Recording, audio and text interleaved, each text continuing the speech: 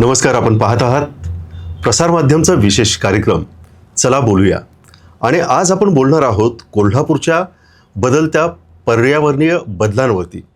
कारण गेल्या काही दिवसांपासून ज्या पद्धतीचे एक वेगळ्या प्रकारचे बदल पर्यावरणामध्ये दिसतात ते निश्चितच एक विचार करायला लावणारे हे बदल आहेत. कारण कोल्हापूर जिल्हा तसा विपुल पर्जन्यमान असणारा हा जिल्हा, त्याच पद्धतीने विविध जैवविविधता या ठिकाणी आहे.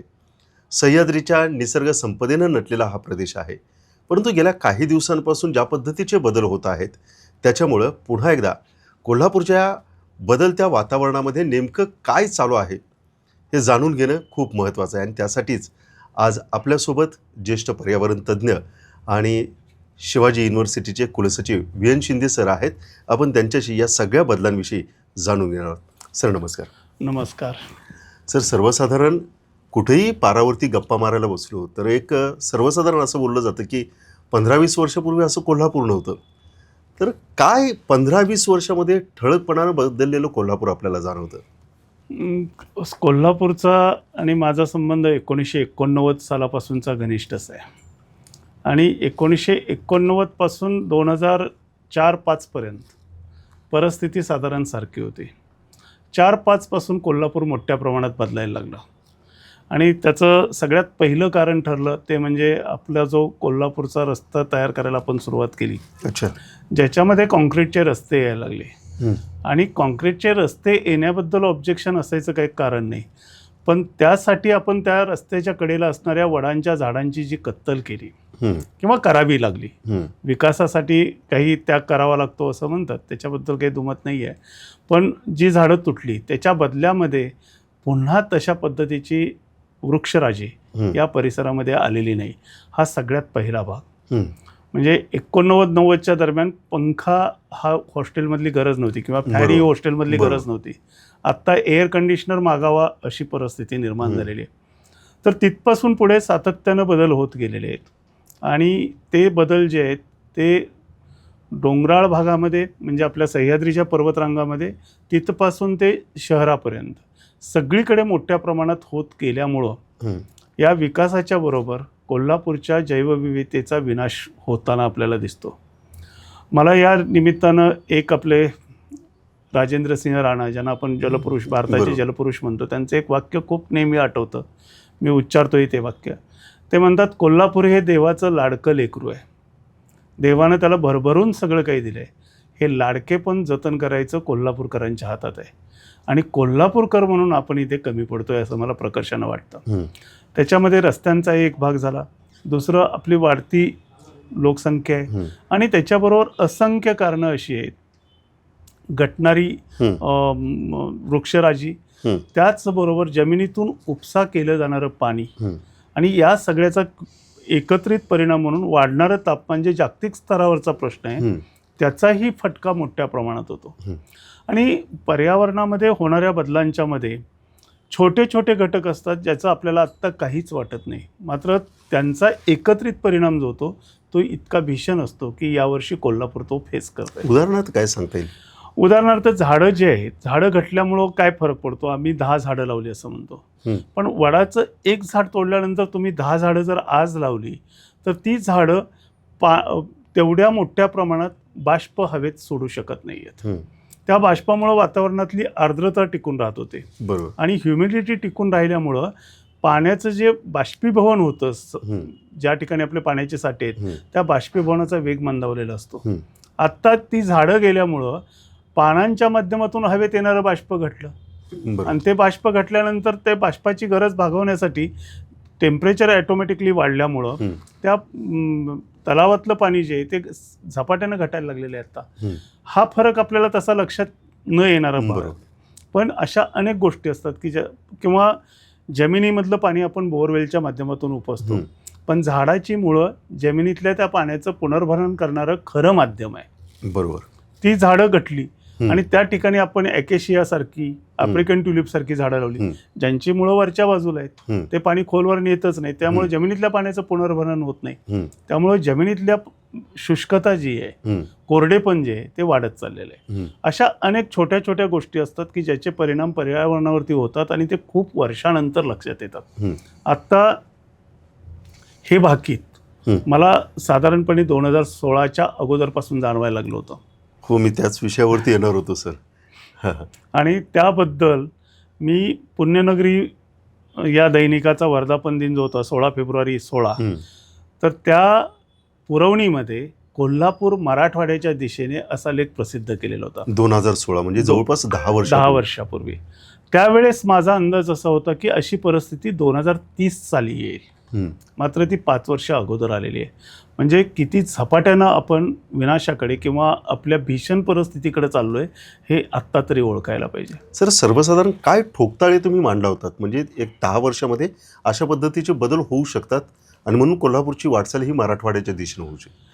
पहिली गोष्ट म्हणजे कोल्हापूर जिल्ह्यामध्ये बोअरवेल घेण्याचं प्रमाण खूप मोठ्या प्रमाणात आहे. अच्छा. आणि शासकीय नियम मोडून आपण बोअरवेल घेतो. हे माझ्या पुरतं मी पाणी उपसतो असं आपण एकीकडे म्हणत असताना ह्या बोअरवेलचा परिणाम पृथ्वीच्या फिरण्यावरती सुद्धा झालेला आहे हे आपल्याला लक्षात येत नाही आज. मग याचा संदर्भ आपण 2016चा सांगताय की अलीकडच्या काळात? 2016चा. अच्छा.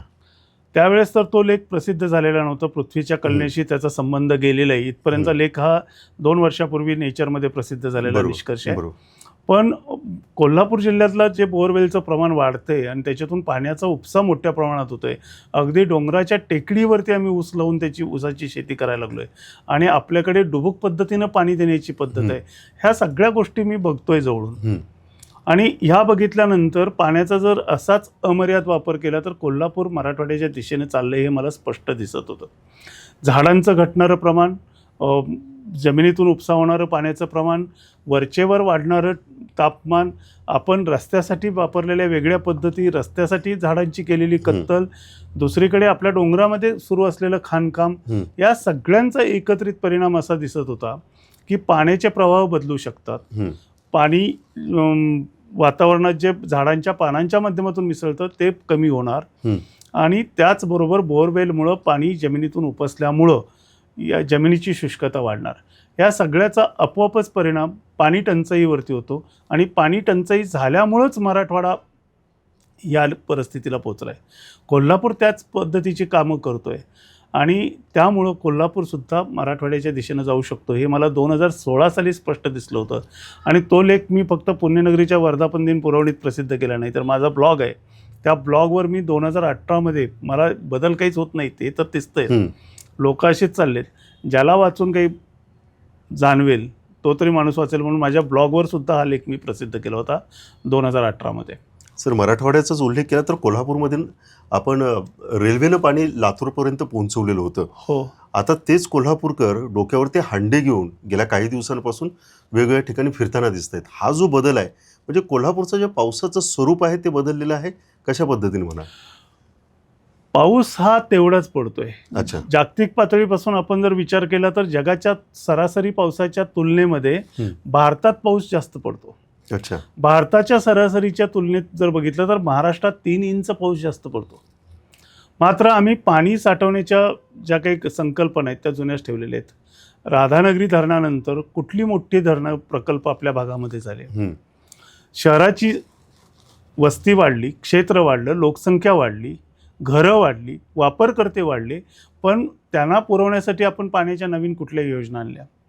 नैसर्गिक संसाधनांच्या मार्फत जे पाणी जमिनीमध्ये मुरत होतं ते जमिनीमध्ये मुरलेलं पाणी आम्ही उपसा करायला लागलो. पण त्याचं पुनर्भरण करणारी जी झाडांची मुळं होती ती झाडांची मुळं आम्ही झाडं कापल्यामुळं निष्काम झाली. अशा वेगवेगळ्या गोष्टी आहेत की ज्या गोष्टींचे परिणाम हे अशा पद्धतीनं होत चालले आणि होत आहेत भविष्यातही. त्यानंतर आम्ही झाडं लावली, ती सुद्धा कुठली लावली? अच्छा, बरोबर. हा महत्वाचा भाग आहे. इथली स्थानिक झाडं जी आहेत ती स्थानिक झाडं लावणं गरजेचं असतं. उदाहरणार्थ करंज लावायला पाहिजे, चिंच लावायला पाहिजे, बाभळीची झाडं टिकवली पाहिजेत. बाभूळ सुद्धा खूप महत्वाचं झाड आहे. पण इथल्या स्थानिक वाहनाची झाडं न लावता आम्ही आफ्रिकन ट्युलिप याच्यासारखं झाड लावलं, पॅथोडिया ज्याला म्हणतात, त्या झाडाचा तसा तर काहीच उपयोग नाहीये. अशी ॲकेशियाचं झाड लावलं. ग्लेरिसिडिया आता रस्त्याच्या कडेला जरी लावलेलं नसलं तरी सातवींसारखी झाडं काही रस्त्याच्या कडे लावली. सातवीन हे वाईट झाड आहे असं मी कधीच म्हणणार नाही किंवा कुठलंच झाड वाईट नसतं. पण इथल्या जैवविविधतेला अनुरूप अशी झाडं निसर्गानं शहाणपणानं टिकवून ठेवलेली असतात. बरोबर. निसर्गाकडे एक स्वतःचं शहाणपण आहे.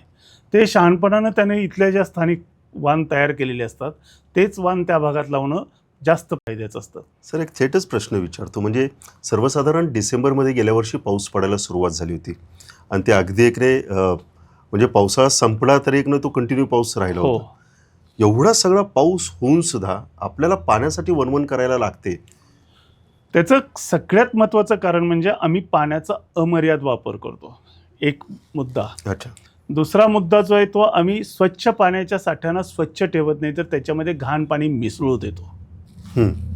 हा दुसरा महत्त्वाचा भाग. तिसरा महत्त्वाचा भाग म्हणजे जमिनीतल्या पाण्याचा अमर्याद प्रमाणात केला जाणारा उपसा. आणि प्रत्येकाला असंच वाटतं की मी एकट्यानं उपसलं म्हणून काय फरक पडणार आहे, पण प्रत्येकानं उपसलेलं जे पाणी आहे, वापरलेलं जे पाणी आहे, त्याचा एकत्र बेरीज जर केली तर ती खूप मोठी होते. तर तो सगळ्यात महत्त्वाचा भाग. आता या सगळ्या गोष्टी, पाऊस खूप पडला, पण त्या पावसाचं पाणी मुरवण्यासाठीची यंत्रणा तुमच्याकडे कुठे आहे? काय हे करायला पावसाचं पाणी मुरवण्याची यंत्रणा झाडांच्या इतकी कार्यक्षम कोणाचीच नसते, आणि आम्ही ती झाडच नष्ट केलेली आहेत. त्याच्या जागेवरती एकेशिया, आफ्रिकन ट्युलिप अशा पद्धतीची जी झाडं लावलेली आहेत, ज्यांची मुळं वरवर आहेत. वरती असणारा 7-8 फूट पाण्याचा थर, बरोबर, तो कधी पण इव्हॅपोरेट होतो. बरोबर. पाणी खोल खडकात मुरायला पाहिजे, आणि ते खडकात मुरणारं पाणी जे असतं ते लगेच एका वर्षात तिथपर्यंत पोहोचत नाही, तर त्याला काही 600-700 फुटावरती गेला तर त्याला 200-300-400 वर्ष लागलेली असतात. आम्ही खाली पाणी न्यायचं जर थांबवलं तर त्याच्या खाली पाणी जाणारच नाही, तिथलं परत आम्ही उपसतोच आहे उन्हाळ्यामध्ये. तर ह्या सगळ्या गोष्टींचा एकत्रित परिणाम हा आहे की पाऊस कितीही पडला तर ते पाणी जमिनीत न मुरता जमिनीवरून वाहतं, तलावात जातं. तलावात साठवलेलं पाणी जे, त्याच्यातला मोठा भाग सध्या बाष्पीभवनाच्या रूपात वाया जातोय. आणि बाष्पीभवनाच्या रूपात वाया जाणारं पाणी आपण कुठल्याही पद्धतीनं नियंत्रित करू शकत अगदी नाही. बरोबर. त्याच्यासाठी वातावरणातलं बाष्पाचं प्रमाण पूर्वी जसं होतं तसं टिकून ठेवायला पाहिजे.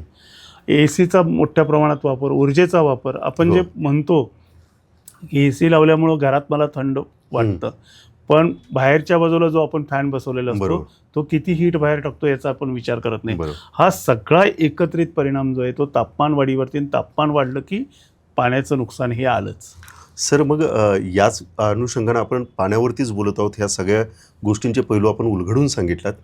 तर जलव्यवस्थापनाकडे आपल्याला आता पाऊल टाकावंच लागेल. त्यासाठी जलसाक्षरता खूप महत्त्वाची आहे. आपण काही उल्लेख केलेत की आपण अमर्याद वापर करतोय पाण्याचे, त्याचं महत्त्व अजून आपल्याला लक्षात येतं.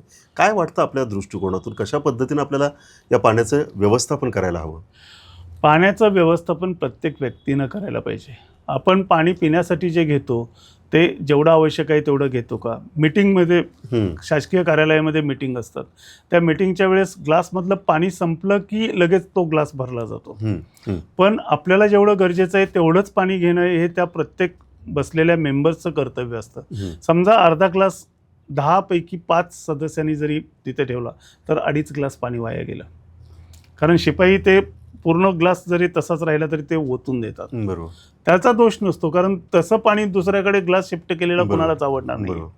त्यामुळे शिपाई त्याचं कर्तव्य पार पडतो, पण पिणाऱ्या माणसाची भावना ही पाहिजे की माझ्यामुळं पाणी वाया नाही गेलं पाहिजे. हा इथपासून आपण विचार करायला पाहिजे. अनेक लोकांना दाढी करताना नळ तसाच चालू ठेवून सवय असते. पूर्वी वाटीमध्ये पाणी घेतलं जायचं आणि साधारणपणे 1 तांब्याभर पाण्यामध्ये जास्तीत जास्त ब्रश स्वच्छ करण्यापासून सगळ्या गोष्टी व्हायच्या. आत्ता आपण नळाचं पाणी तसंच पूर्ण सोडून देतो. त्यानंतरचा भाग आहे ब्रश करताना अनेक लोकांना सवय असते टॅप तसंच चालू ठेवायचं आणि पाणी वापरायचं. अंघोळ करताना आपण किती पाणी वापरतो? सर्वसाधारणपणे प्रति माणशी 130 लिटर पाणी पुरेसं असतं, अगदी कपडे धुण्यापासून सगळ्या गोष्टीसाठी. महानगरपालिकेनं याच दरानं पाणी पुरवलं पाहिजे. घरात जर 4 लोक असतील तर त्या बंगल्याला 130 गुणिले म्हणजे 520 लिटर पाणी प्रतिदिन पाहिजे. 13×4=52 आणि 520 गुणिले 30 एवढंच पाणी महिन्याचं तुम्हाला मिळेल. त्याच्यापेक्षा जास्त पाणी वापरलं तर कंप्लीट पाण्यावरती 5 पट पाणीपट्टी लावा, आपोआप पाण्याचा वापर काटकसरीने व्हायला सुरुवात होईल. भविष्यातले हे सगळे टाळायचे असतील तर. कारण आज महानगरपालिकेकडून जेवढं पाणी उपसलं जातं त्याच्यातलं फिल्ट्रेशन वगैरेमध्ये लॉसेस असतात. त्या लॉसेस नंतर आपण जे पाणी घेतो आपल्या बंगल्यामध्ये, घरामध्ये, फ्लॅटमध्ये आणि वापरतो ते प्रतिमानशी गरजेपेक्षा जास्त आहे, खूप जास्त आहे. हा एक भाग. दुसरा, शेती व्यवस्थापनाची पद्धत बदलायला पाहिजे. हं. एक आवर्जून गोष्ट सांगावीशी वाटते. माझं गाव मराठवाड्याच्या बॉर्डरवरती आहे. शेतामध्ये बोरवेल घ्यायची वेळ आली त्यावेळेस शिक्षक असलेल्या माझ्या वडिलांनी 3 अटी आमच्या पुढे ठेवल्या. माझ्या शेतात जर होल पाडायचं असेल, जमिनीला भोग पाडायचं असेल, तर 3 अटी मान्य असल्या तर बोला. आम्हाला मुलांना सांगितलं. आणि त्या 3 अटी अशा होत्या. शासन नियमाप्रमाणे 200 फुटापेक्षा जास्त खोल बोर घेणार नाही, अट क्रमांक 1. दुसरी अट होती, जे पाणी उपसलं जाईल तिथून 1 किलोमीटर साधारण अंतराची पाईपलाईन मी माझ्या खर्चाने करेन, पण गावातल्या कुठल्याही व्यक्तीला पाणी पिण्यासाठी अडवायचं नाही, अट क्रमांक 2. आणि तिसरी अट कोल्हापूरकरांसाठी किंवा सगळ्याच लोकांसाठी महत्त्वाची आहे. त्या बोअरवेलचं पाणी वापरून हळद, द्राक्ष, ऊस आणि केळी ही पिकं शेतात घेणार नाही, ज्या पिकांना जास्त पाणी लागतं. आणि या 3ही अटी पाळून आम्ही बोर घ्यायचं ठरवलं. 160 फुटावरती आमच्या बोरला पाणी लागलं. 180 फुटावरती मोटार बसवलेली आहे. 200 फुटापेक्षा जास्त खोलणं शक्यच नव्हतं करणं, म्हणजे ती अट बरोबर मोडली असते ना.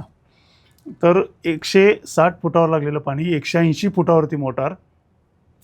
आणि 2007-08 पासून आजपर्यंत त्या बोअरवेलचं पाणी आहे तसं आहे. गावाला सुद्धा तिथून पाणी पुरवलं, कधी कमी पडलं नाही.